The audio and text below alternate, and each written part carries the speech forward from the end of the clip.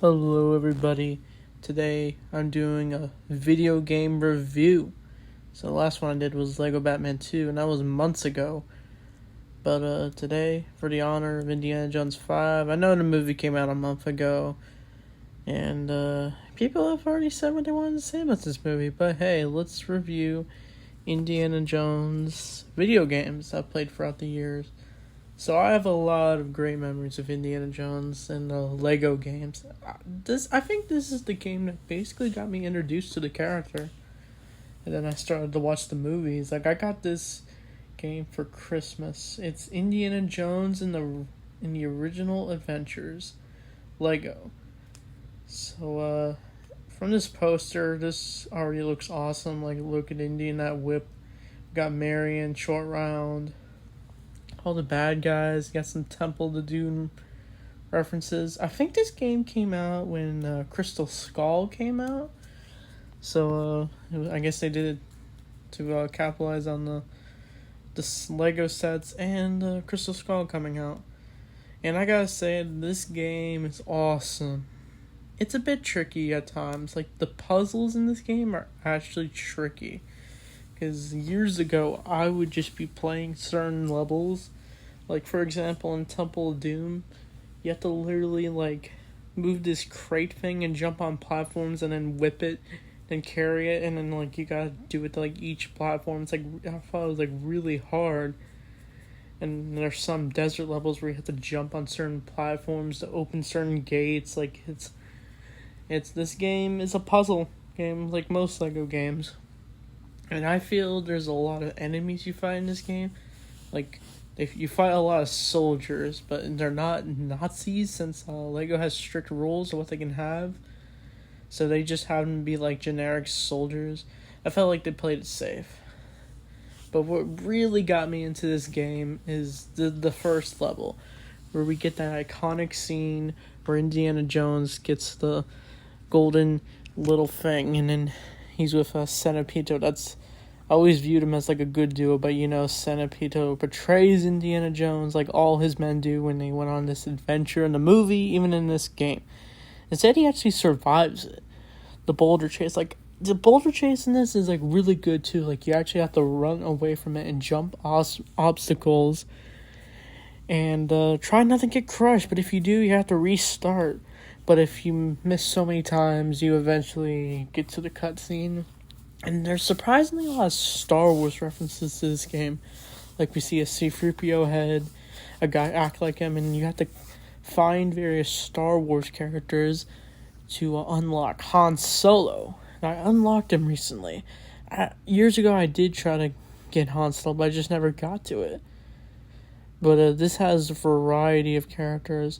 But to be honest, I honestly just want to play as Indy in this game. Like, who wouldn't? Like, there's so many other features with the characters. Like, Indy can pull out his whip, even when he's just Dr. Jones.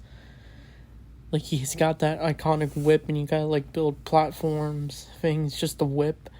Various objects or to various platforms. Like, I always loved it. And what else to say about this game? Like, there's no voice acting, since this is one of the older games. This is like the same year the Lego Batman game came out. Instead, we got little mumbles like rah, rah, rah. And I can tell who voices Indy. It's the legendary voice actor Tom Kane, the voice of Yoda. Like, I think he does a good Indy, even though it's just mumbling. But, yeah, this game follows the movie really well. They honestly even make the scenes, like, the graphic scenes, kid-friendly. Like, the wrestler Indy fights, instead of him getting chopped up to death by the helicopter, instead, his head just falls off while he's trying to grab it. Like, I thought that was silly. And, I think in the Last Crusade level, the guy who drinks like the thing, he, instead of just him turning into a skeleton, I think he does, but then he just fades away. It breaks apart like a Lego, I'm pretty sure. And yeah, I'm just jumping a lot in this review, But I feel like my favorite feature in this game is where you can take off Indy's hat if you kill an enemy, and then you have to take their hat to disguise yourself as the soldier, and you can like see Indy's hair and then for a second, and yeah. And there's a variety of weapons you can take, like bazookas to open like metal stuff, or like handguns. I feel like a nitpick I have with this game is like I wish Indy had his gun in this game. Like he's always iconic with that whip and his gun. But I guess they just didn't want to use it because they thought it would be too easy to get through enemies in this game because if he had a gun. Anyway, what about the boss fights? The boss fights are like, they're pretty good. Like when you fight the wrestler, you have to drop like irons on him and also hit him with the plane. And I don't know what other boss fights there are at the end. Like we had to fight like Belloc, I'm pretty sure. Wait, no, Renee. Sorry, I'm trying to figure out names in Indiana Jones. Pretty sure you have to like you play as like a soldier of disguised Indy, and we got Marion, and you have to like just I think you just gotta do various puzzles, and then you take him down, and then I feel like that's the end of the level. I'm pretty sure in the Temple of Doom level, like you like do more exploring in like the jungles, and then you explore like the Temple of Doom itself, and there's like a lot of lava. They even handled the heart ripping out scene kid friendly. Like they just put the guy in the crate, and then he just like he's just a little burning up, and like it's meant to be kid friendly. Like oh haha. I mean, this game is rated 10 and up, literally. And so, yeah, I think that's Lego Indiana Jones and the Original Adventure. A very fun game, very, like, loving towards the movies. It's just an awesome game. I give it, it's one of my favorite games, I'm pretty sure. I give it a 10 out of 10, or like a 9 out of 10. There's probably some nitpicks I had with this game, but hey, this game is, like, what got me into Indiana Jones. So, a 10 out of 10 for me. So, next we move on to Indiana Jones 2, and the adventure continues. So, this game isn't really loved by too many people, but I have a lot of good memories with this game. A lot of nostalgia. But there are issues with this game, I can admit. Like, the major issue with Indiana Jones 2 is they skip a lot of things. Like, they skip the boulder chase and the iconic stealing the idol thing. They just skip it. But for some reason, it's in this poster of the game. Like, and they also skip, like, the Indiana Jones games, both of them skip the scene of Flashback Indy, but in the first one, it's just, like, it's a bonus level. And this, they just skip it, and then we go to Indy on the boat. Like, I thought that was cool. But overall, I feel they just want to push some things in this game. Like, they want to do, like, a lot of more vehicle missions. Like, the vehicle missions, I actually don't mind it. Like, I like how you can actually just jam your car into various vehicles. But it wasn't until, like, the Last Crusade level where you literally had to take down the tank, and I didn't know how to do it. And then it took me years to finally figure it out, and I finally beat it. And then when I got the Wii U, and I had to restart this whole game. But hey, this game's fun, but there's also like a lot of camera issues. Like, you don't really get to see up close of our characters. You gotta like run to various things in this game. Like, it feels like one big world, like the island. Like in the Raiders of the Lost Ark, we get like the snow part where Indy and Marion meet, and then when you go down, you go to they go to the desert. It's not like, I don't know, it's just like, I guess they want to have like a big open world of just all the locations they go to in the movie. It's just like one location. And some of the stuff are expensive, but like the vehicles, like you can fly like giant jets, and you gotta like find various bricks to complete the level, the entire hub world. And there's some cool designs in this, like I said in my Indies review. Like, I like the design of Mac, even though I don't like the character at all. I always fought the best level in this game is the box level. I just love how you're traveling through jumping on various boxes, and then you gotta fight the guy with the chain. Like, I always thought that was cool. And Indy has this feature in this game where I'm talking about his hat a lot, but like, he actually takes his hat off and like peels his hair a little and then puts the hat back on. I thought that was neat. You can also play as Mutt Williams. Yeah, the Shia LaBeouf himself. And so yeah, he has like a wrench feature, I'm pretty sure. But also is iconic about this game is that the various Indy characters have like fears. Like, Indy's afraid of snakes, but if you have him go near a snake, he gets scared. If you're Mutt, he's scared of scorpions.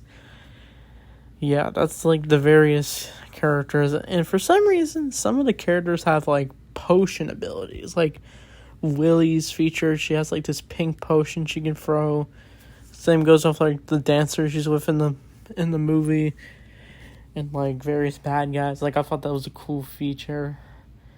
And one of the most interesting aspects of Lego Indiana Jones 2 is that you can make your own levels. Yes, so there's these bonus levels where you can collect various treasures. You gotta go various obstacles. But in that, you can like play as various characters and make your own level. Like I said, you can play as the creators of the levels is the alien from the movie, the soldier buff guy, I think a construction worker. I think that's it. And the best part about this game is like when you can go in the hub world, is like there's all the movies of Indy are like in boxes. Like, they open like crates, and then you see two characters standing near it, and like Kingdom of the Crystal Skull is like has like 3 parts in this game. And the final battle, like, the bosses are more over the top. That's something you would not see Indiana Jones fight. Is like a giant like skeleton, the giant skeleton from Temple of Doom. Like, it's crazy. And you gotta fight like a giant fire ants, and like, and the last boss is Spalko, and she's like a giant electric whatever. So, yeah, this game's it tried to do something different. There's some aspects that are fun about this game, but there's just various nitpicks I have of it, like how they skip stuff in this movie. Like, stuff gets glossed over. I get they're trying to do more story with, like, Kingdom of the Crystal Skull, because it came out a few years probably after this game came out. I think this game came out in 2009, actually, like a year after Indy 4 came out. So, yeah, that's Indiana Jones 2, and the adventure continues. Fun game. A lot of good memories. I'd give it an 8 out of 10. That's how I honestly feel about it. So, check out the game for yourself. So, the next game is, this one's a bit, here we go. Indiana Jones and the Staff of Kings. So, I bought this at a video store that got closed down. It's a store where you can just buy old DVDs and movies and games. And one of those was Indiana Jones and the Staff of Kings, and that cover looked awesome. But the game itself, oh boy. So this game is heavily criticized as being one of the Indiana Jones game. That's because this game relies a lot on motion controls. But hey, this game actually does feel like an Indiana Jones movie. Like, the guy who plays him does sound like Harrison Ford. And I do like some action with it. Like, the combat in this game, I mean, they go for an entire instructions just to show you how to fight, but then you kind of just forget about it. But there's some funness aspects to it. Like, you can grab objects and just smash it on the enemies. Like, I thought that was neat. And you can use the whip to, like, take down enemies. But honestly, you just forget how to do various punches, and you end up losing half your life in this game. Yeah, but the worst part is, like, the motion controls, like I said. There's this plane part where you have to, like, literally hold the Wii and nunchucks straight up, and then I don't even know if you're holding it right, and then you end up crashing multiple times. You don't even know if you can get out there. And, like, there's a part where you have to use this sled thing, and you have to, like, use your revolver. There's a revolver feature in this game. You have to, like, shoot various icicles to escape. And I feel like the worst part is part I haven't even passed yet in this game. The infamous piano. You have to, like, use it to take down enemies. Why can't Indy just use his revolver? I get to try and do something different, but oh my god. I've seen, like, YouTubers like K-Wing finish into the game, but he had trouble with it. Like, the motion controls are just really, really bad for this aspect of the game. But there are some neat features with it, like there's various puzzles you have to figure out, like, it keeps you going for a little bit in the game. Like I said, it definitely does feel like Indiana Jones. But there's so many characters in this game that you kind of just wonder who they are. Like, you kind of just don't care.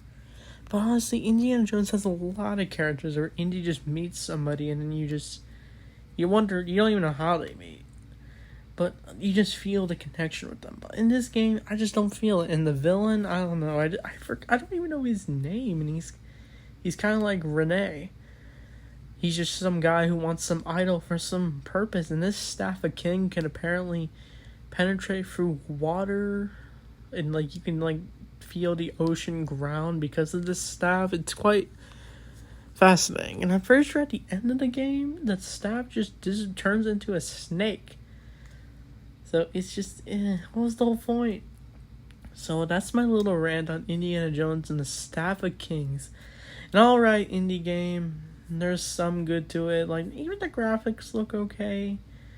But honestly, they probably were passionate about making an Indiana Jones game by the time LucasArts made games like The Force Unleashed, which were much more fun games. But this game is, maybe it should get more respected. But honestly, I even saw it at an exchange store, and it was only $6. So that's, I don't know if that's saying something.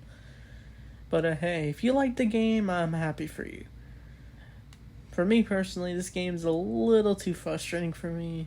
But hey, I don't mind playing it too much. But honestly, I would just want to play the Lego games.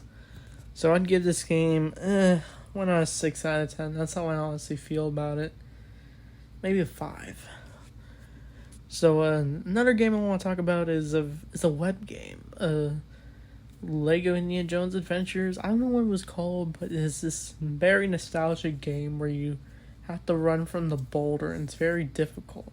You have to click fast and click, like, you have to, like, hop over vines. You gotta shoot with your whip at some spider webs and jump over bricks like it's crazy. And then the boulder is just chasing you. But if you miss all your lives, you get crushed and turn into, like, a paper version of Indy.